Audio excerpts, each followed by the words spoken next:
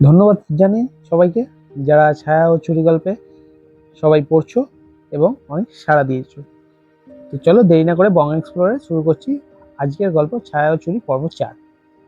অনির্বাণ লজের জানলার পাশে বসে আছে। তার সামনে ছড়িয়ে রয়েছে রায়সার ডায়েরি, ছুরি আর সেই স্কেচ। মেয়েটা মুখ ঢাকা, হাতে ছুরি।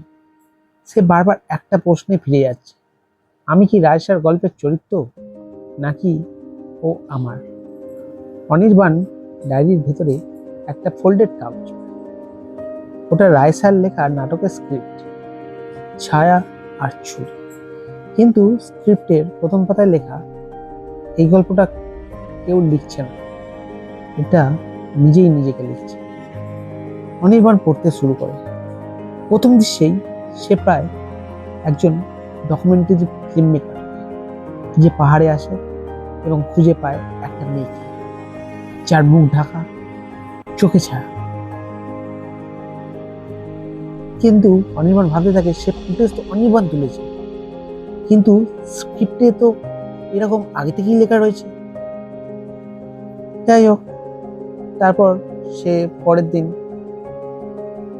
অনির্বাণ ভিলেজের পুরনো লাইব্রেরিতে যায়।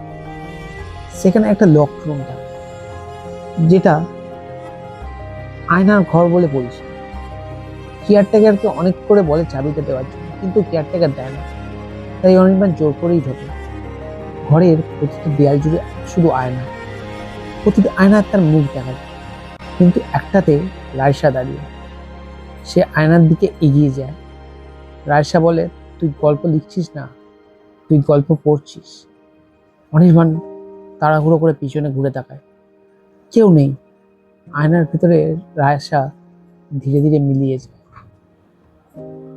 তারপর অনির্বাণ ডায়েরির শেষ পাতায় একটা ছেঁড়া অংশ দেখে। সে পাতাটা খুঁজে পায় লজের ফায়ার প্লেসের কাছে। পুড়ে যাওয়া কাগজে লেখা, আমি যদি হারিয়ে যাই জানবে আমি পালাইনি। আমি শুধু গল্পের রাইটার হতে চেয়েছিলাম, কিন্তু গল্প আমাকে লিখে ফেলেছে। যাই হোক, অনির্বাণ ডকুমেন্টারি ফুটেজের মিটারডাটা চেক করে, কিন্তু এ কি, সে দেখে সব ফাইলের ক্রিয়েটর নাম রায়সা মুখার্জি, কিন্তু ডকুমেন্টারির সব ফুটেজ তো সে তুলছিল নিজের ক্যামেরাতে। তার ল্যাপটপ, ওয়ালপেপার বলতে গেছে সবই। রায়সার মুখ অর্ধেক আলো অর্ধেক ছায়া। তার কিবোর্ডের নিচে একটা ফোল্ডেড নোট, তুই যদি গল্পের রাইটার হতে চাস তোকে ছুরি ধরতে হবে। তো বন্ধুরা, আজকের গল্প এই পর্যন্তই। আমি বিশ্বজিৎ তোমাদেরকে বং এক্সপ্লোরে থাকার জন্য অনুরোধ করব, নিত্য নতুন এইরকম গল্প শোনানোর জন্য আর পাওয়ার জন্য। আর তোমাদের যদি গল্প ভালো লেগে থাকে তো প্লিজ লাইক করো, কমেন্ট করো, আর অবশ্যই চ্যানেলটা সাবস্ক্রাইব করো। আর পাশের যে বেল আইকনটা আছে ওটা টিপে দিতে একদম ভুলো না, নালে নতুন গল্পের নোটিফিকেশন পাবে না। চলো আজকের মতো তাহলে টাটা।